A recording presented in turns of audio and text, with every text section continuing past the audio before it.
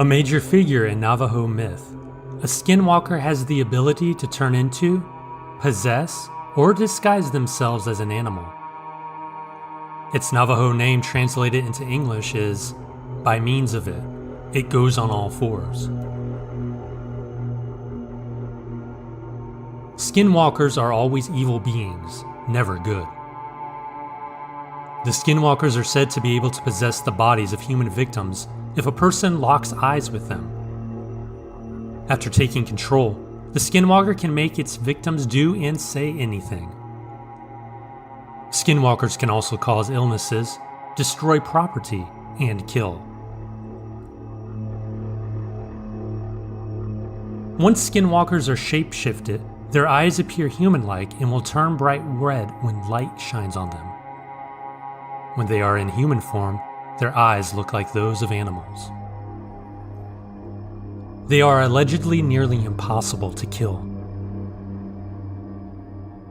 The Navajo people do not like to talk about skinwalkers outside of their culture. Therefore, not much concrete information is known. However, we have many recorded encounters, some of which make up these 3 true disturbing skinwalker stories.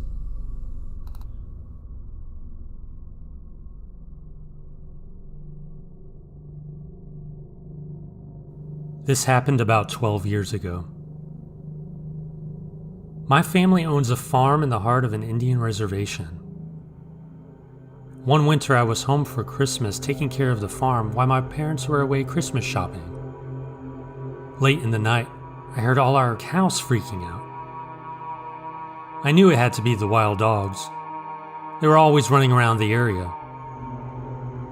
I threw on some boots, grabbed a shotgun, loaded it up, and headed out to the field. It was cloudy, but there was a full moon that sometimes broke through the clouds to light up all of the snow. This was just like a horror movie. I ran out into the middle of the field where I saw 2 dogs. They were fighting each other. I thought I could easily shoot both since they were bunched together. So, I pumped a shell into the chamber. Then it happened. The 2 dogs heard me rack. They both stopped, looked over at me, and ran away. On their back legs. I froze. All the stories about skinwalkers flew through my mind.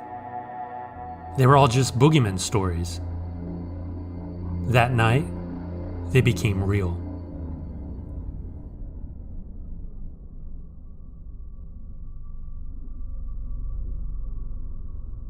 I was moving and had just completed cleaning the house with my 10-year-old son. We finished after nightfall. Even at that late hour, we decided to head to our new place. It was time for us to move on from the past. As we walked out the front door, I saw a figure move from behind my neighbor's car to a nearby tree that stood between our apartments. The thing did not have red glowing eyes, snarling teeth, or rotten smell. But it did move quickly, but not quick enough to avoid the light from a nearby light post. It didn't look at me or come towards me. It moved as if trying to avoid being seen. I kept on going to the car. I was within 15 feet of the figure, but I didn't look back to fully inspect it. What I did see was a wolf-like animal that sort of resembled something out of Disney's Beauty and the Beast, just not as cartoonish. It had brown fur that completely covered it. It wasn't a pelt. No, it was a very large wolf. It didn't have any human traits except that it walked on its hind legs. The thing cowered behind the tree as we got into our car. When we got inside, I asked my son if he saw it. Thankfully, he had not.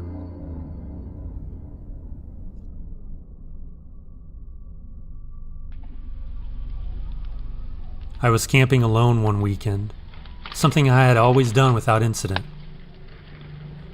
As I left the area in the morning, I spotted a coyote that was nearby. I loaded up my truck and started to drive down the washout to the fire road. At the end of the wash, I saw the coyote following me. When I pulled onto the road, it was running next to my truck. Freaked out, I sped up. I was easily doing 40 miles an hour, and the creature kept up. I put the pedal to the floor. When I looked over, the coyote was running on 2 legs and was wearing what looked like buckskin pants. An instant later, it was a person wearing a coyote fur, keeping pace with my truck. When I looked again, it was gone. This story happened back in 1997. I was 9 years old at the time. One night, me and my sister decided to sneak out at night and ride our bikes around the neighborhood. We swung back up a road we hadn't visited before. It was a very untouched area. It was really spooky because we heard tales of ghosts in the trees and witches living in the nearby homes. There was very little light on this road. It was pretty old, and the lights that were there never got fixed. It was around 11 p.m. at night. There was next to no moon, so it was just like extra dark out. We decided to head back home when we heard the clatter of clawed paws on concrete. We both turned around to see where the noise came from and caught sight of something that to this day makes my blood run cold. In the dark behind us, about 20 feet away, was one pair of glowing red eyes, then 2, then 3. From the darkness came a growl. Our first instinct was a good one: run. Both of us slammed into full power, stepping through the gears. Within 5 seconds, we were pushing 4th gear and topping 30 miles per hour. We glanced back once to see all 3 pairs of those eyes, and we could hear their breaths.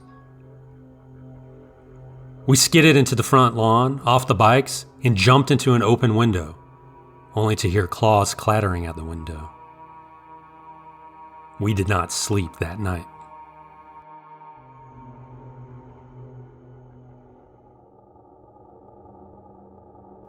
I once spent a month with my cousins at my grandma's house. It was August. I was the oldest, 15 years old. We stayed up telling scary stories often. But one night we decided to make a campfire out in the backyard. My grandma's house is in a rural suburb. The neighbors aren't too far away when you're driving, but in the backyard, it's nothing but thick forest with man-made paths throughout it. Each house is on a hill, so only part of the basement was actually underground. That comes into play later. So, we're on the east side of my grandmother's yard in a small patch of open land. You couldn't see the neighboring yards from there. There was probably 3/4 a mile to each side of us that belonged to my grandma. It was about 11 at night, and we were playing Truth or Dare after telling scary stories. My one cousin dared me and another cousin to go walk through the paths for 10 minutes or so. I said yes. I wasn't easily scared and rather level-headed, but my cousin was a bit more hesitant. We didn't bring a flashlight because it wasn't pitch dark yet. We're walking through the paths for about 5 minutes until the fire disappeared from sight. We decided to turn around. Between us and my grandmother's house was a large dog-like creature, hunched over with its front hands an inch from the ground. What I remember most was how its eyes were so bright. It was a humanoid dog shape with a human-like head but a dog-like body, with human hands and feet. It looked right at us. I was paralyzed with fear. Fortunately, it dashed away the opposite direction from us, towards a creek that ran through the yard. My cousin and I screamed. Our other cousins and grandma ran over to us. I don't remember much here because I was really disoriented. I couldn't think properly. The next thing I remember, I woke up in bed. All the kids slept in the basement in a big room with sliding glass doors to the outside. The room was on the side of the basement that wasn't underground. My bed was pressed against a big glass window. I could see my cousins playing outside down below. I put on a jacket and ran outside to join them. When I got out there, I could tell they weren't playing, but rather running to get my grandma. Her dogs, both of them, were dead, ripped apart. We went to bed early that night. I woke up at around 2 in the morning because I felt something hit my head. My cousins were all sitting on the double bed opposite me on the other side of the room. They were being quiet, staring at me. My one cousin nodded his head toward the window. I froze. I didn't want to look. I turned my head slightly to the side and I saw a really messed up looking face pressed to the window, gaping eyes looking down at me. I screamed and bolted. My grandma called the police after I told her what happened, but they didn't find anything. I went home after that, and I've never been back to my grandma's house during the night again.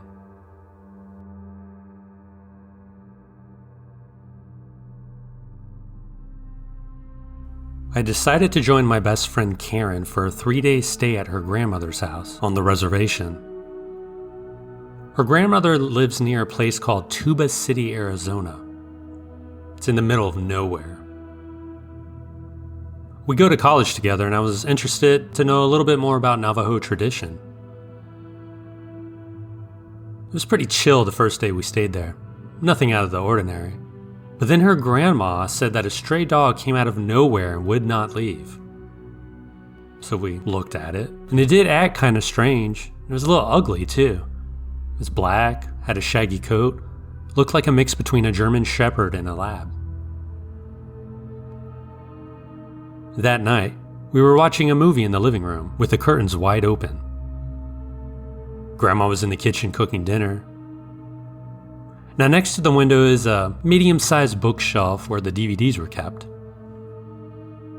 Karen went to put back a DVD we just watched, and she freaked out because that stray black dog was staring at us through the window. It stood on top of the wood box outside. That wasn't something normal dogs do. Karen opened the door to yell at it. It ran off behind the shed. Karen and I went to Tuba City to get some groceries. When we came back, the dog was nowhere to be found. Later that evening, Grandma went to visit some people, so it was just Karen and me. It was around 5 o'clock when we heard someone trying to open the front door. We both looked out. We hadn't heard any cars, no dogs barking. We looked out the living room window and saw that dog was trying to open the door with its paws. 2 paws wrapped around the brass doorknob. The dog stood on its hind legs. I thought that was weird, but I wasn't really freaked out. Karen was. She opened the door and chased it off. Karen's grandma came back later and Karen told her what happened. Grandma didn't like what she heard.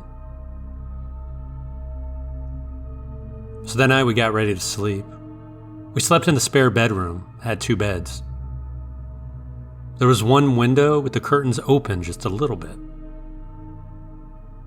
When we turned off the light, we heard a sound coming from on top of the roof.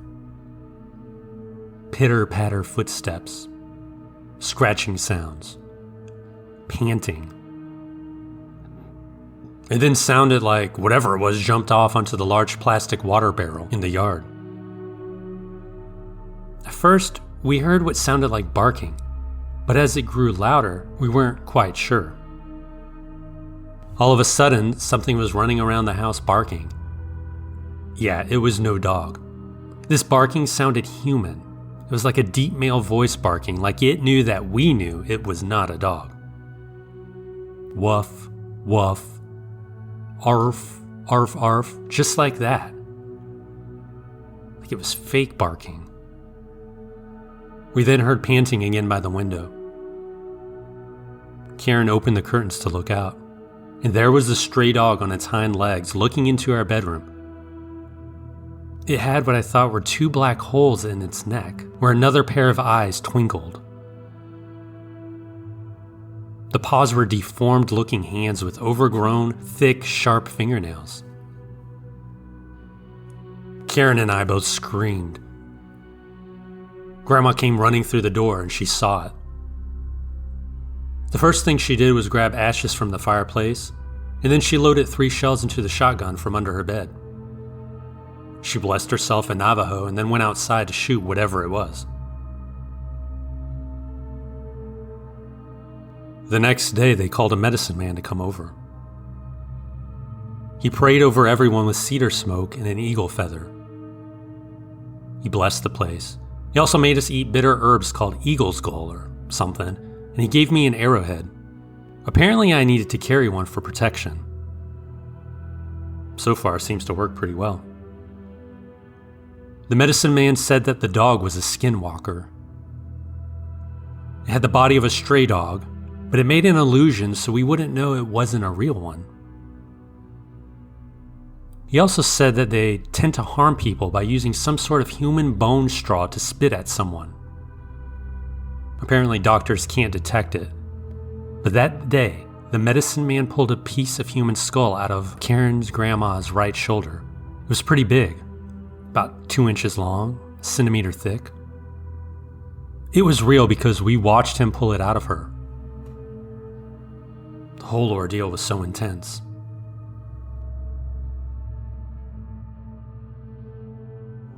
About 2 years ago, my then boyfriend and I decided to go on a hike just before sunset. It may sound foolish, but we had done it several times before without any issues. I liked the eeriness of the woods at night, but my boyfriend did not. We had to push through very tall plants and bushes, and we were in the middle of nowhere. About a mile into the hike, we stumbled upon some abandoned structures and took a break. I'm not sure what my boyfriend said to prompt me, but as a joke I whistled and said, "See? Nothing whistled back. We're alone." Within a few seconds, we heard a whistle. It was some distance from us, but still too near for our comfort. We immediately ran in the opposite direction of the whistle and did not look back. After running as far as we could, we realized we were lost. We wandered around for about 10 minutes before we discovered some train tracks that led back into town, about a mile or 2 away. At this point, we were walking since we were exhausted and felt safer. However, we were mistaken to believe we were safe.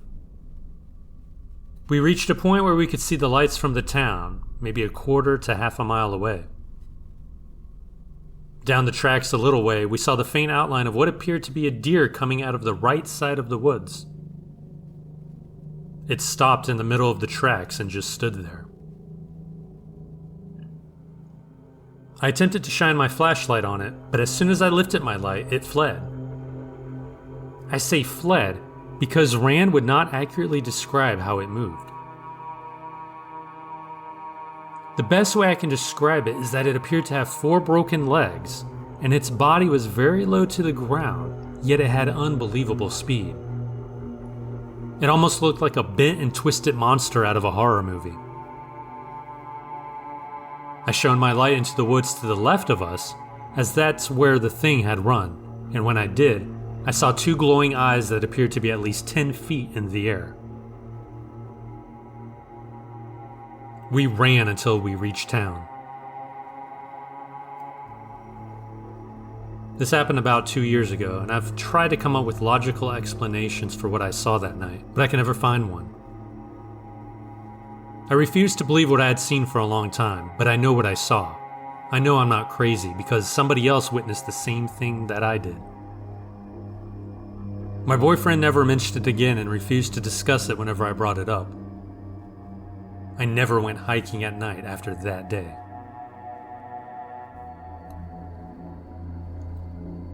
In mid-November 2021, 10 friends and I went camping near Petite Lake in the Sawtooth National Forest. We divided ourselves into 2 groups, with 4 people in 2 tents and 1 person in a car. My buddy and I set up our hammocks on the outskirts of the camp. Around 1 a.m., I woke up to my hammock mate panting and yelling my name. He was paralyzed with fear, having had an extremely vivid dream about a tall, slender black figure trying to break into his car. In the dream, he had seen the figure decapitate me and the rest of our friends, with our heads placed on sticks throughout the camp. He claimed that he had woken up to the figure near the car and saw our heads on sticks around the camp. He clicked the car alarm button, causing the figure to run circles around the car before dashing off quickly into the woods. I was very uneasy, but tried to calm him down, assuring him that it was just a bad dream.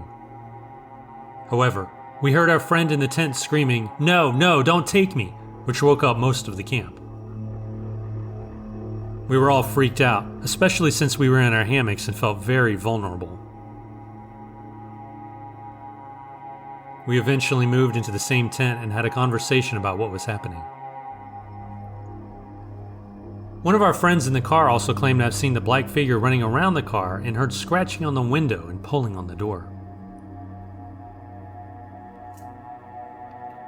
The next morning we discussed what had happened, and 6 of us reported similar experiences. We speculated that it could have been some kind of being giving us nightmares, like a Skinwalker, but of course we didn't have any evidence. We later found out that some friends who had stayed at the same site 6 months earlier had also experienced weird occurrences at night, such as feeling watched or sensing a being walking around their tent.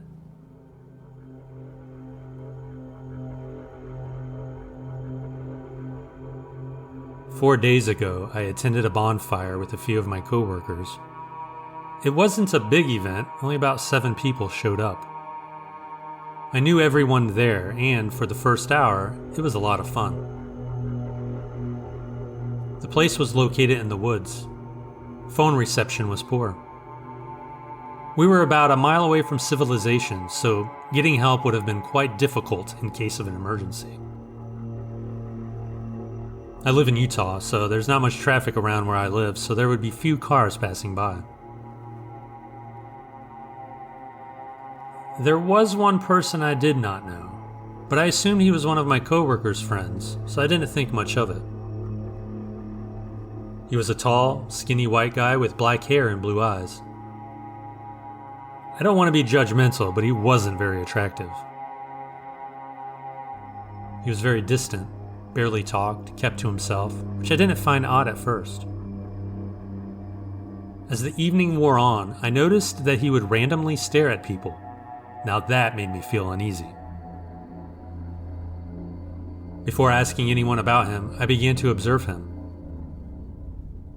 His movements were odd, but I couldn't explain how. He walked strangely and moved his head and neck in a weird way. This made me so paranoid that I finally asked my coworkers if they knew him. Each person said no. They all assumed he was someone else's friend. This was a red flag for me. I felt like we needed to leave immediately. I told everyone what I observed, and we all agreed to leave and go to another coworker's house. We packed up our things and loaded them into the car, pretending we were done for the night. The strange guy didn't get into any car. He just stood near the woods and waved goodbye. As we drove off, I was in the car with my colleague, and when we looked back, the guy was gone in an instant. That wasn't the only scary thing that happened. My car window was broken. So I didn't have it up. I could hear everything outside. On the way to my place, I heard something that sounded like someone screaming. And one time, I swear I heard someone calling my name. This made me extremely scared, and instead of joking around, my friend and I were terrified. We kept hearing noises like whines, a dog barking, a horse, someone screaming, people calling my name, wolves howling. I had a feeling that something was trying to lure me into the woods by making these noises. Fortunately, it didn't work, and none of my friends went into the woods. As we left the gravel road and moved onto the main road, we looked back into the woods. I was behind all the other cars, so I had a clear view of something running way faster than any human should run. It was coming towards us. Tall, skinny, pale. At that point, I drove past all the other cars and rushed to get out of there. My friend in the passenger seat asked what was wrong, but I was so terrified I could not speak. I almost drove into the woods at one point, but I snapped out of it when one of my friends called and asked what was going on. I lied to him and said everything was fine, but he didn't believe me and kept pushing. I kept lying. Eventually he gave up and told me he would see me to my house. This experience left me terrified to go near any woods, and even scared to leave my house at times. I believe that if my instincts had not told me to leave, someone at that bonfire would have died.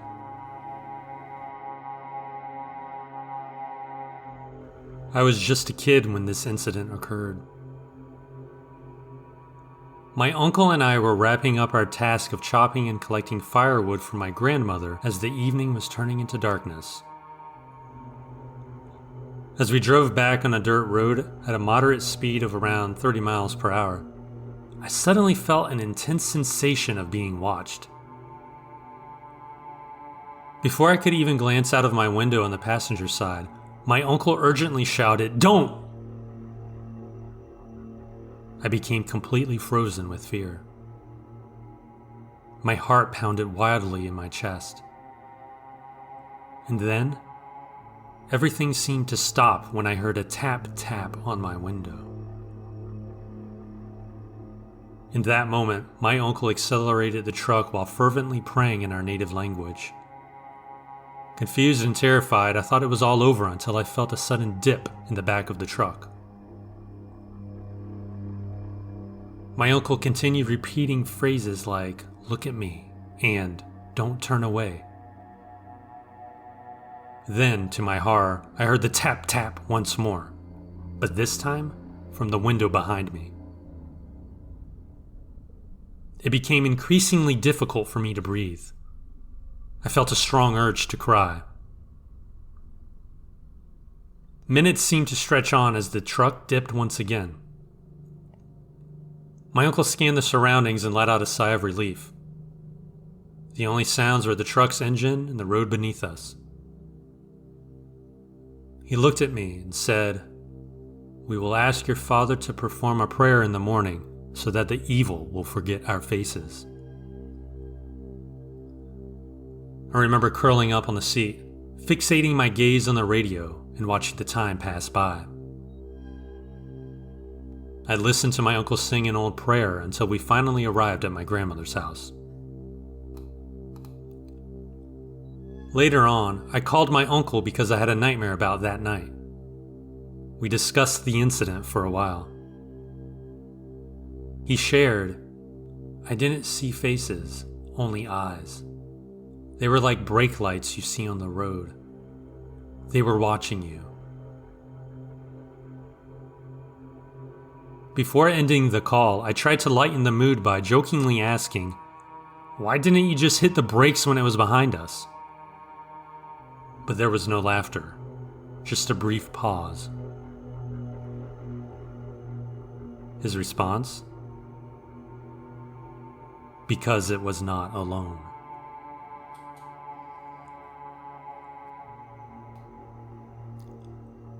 Grandpa was the owner of a sizable sheep herd that grazed in the mountains of central Utah during the summer.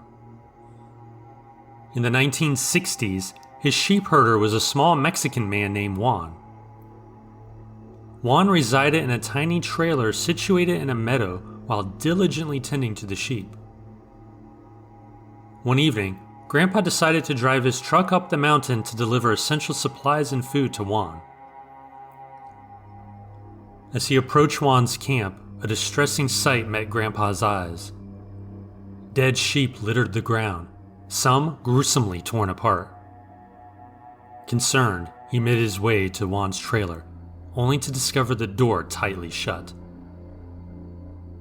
Grandpa had to forcefully kick open the door to gain entry because Juan had locked it.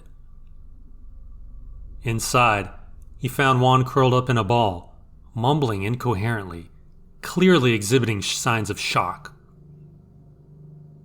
Acting swiftly, Grandpa lifted Juan, placed him in the truck, and sped down the mountain in a desperate attempt to reach a doctor. While hurtling down the winding dirt road, a dreadful sensation of being watched engulfed Grandpa. Out of the corner of his eye, he caught a glimpse of something. As the sun began to set, casting dim light, he turned to look out the passenger side window and saw a creature that he could only describe as resembling an inside-out deer. This thing ran alongside the truck, keeping pace. The creature momentarily disappeared from sight, only to reappear with increased speed, now bounding on its hind legs. The creature dashed across the road directly in front of the truck. Grandpa swerved to avoid it but lost control, causing the truck to roll down the mountainside. Tragically, Juan lost his life in the accident. Grandpa had to stay in the hospital for over a month.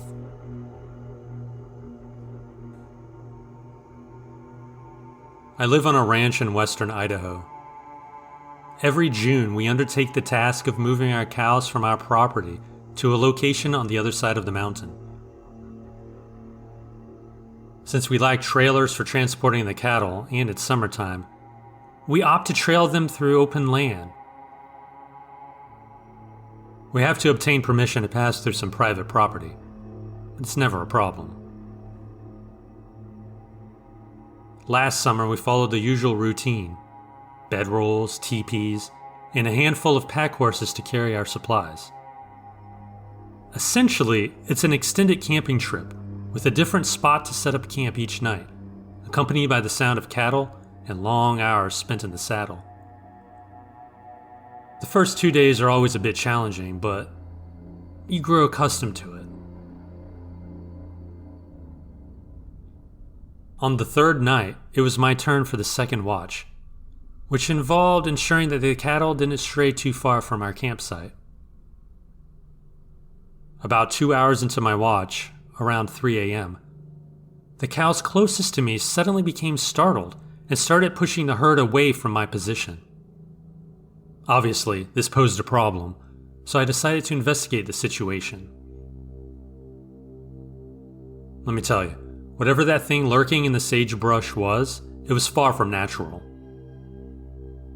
It resembled a person, but with long arms, unnaturally large eyes, and its skin appeared twisted and contorted in ways that defied logic. It was the most terrifying sight I've ever encountered in my entire life. Slowly, cautiously, I began retreating toward our campsite. Thankfully, the creature didn't follow. However, it observed my every move. I woke up my stepdad and mom, and together we ventured out armed with a rifle to explore the area. By the time we arrived, the creature had vanished. but we discovered some truly bizarre tracks in the vicinity of the sagebrush. The next morning, when we gathered the cows, we noticed additional strange tracks around our campsite and where the horses had been tethered. To our dismay, 2 calves were missing, with no trace to be found. From that point on, I refused to take any further watch duties for the remainder of the journey. To this day, I still have nightmares about that encounter.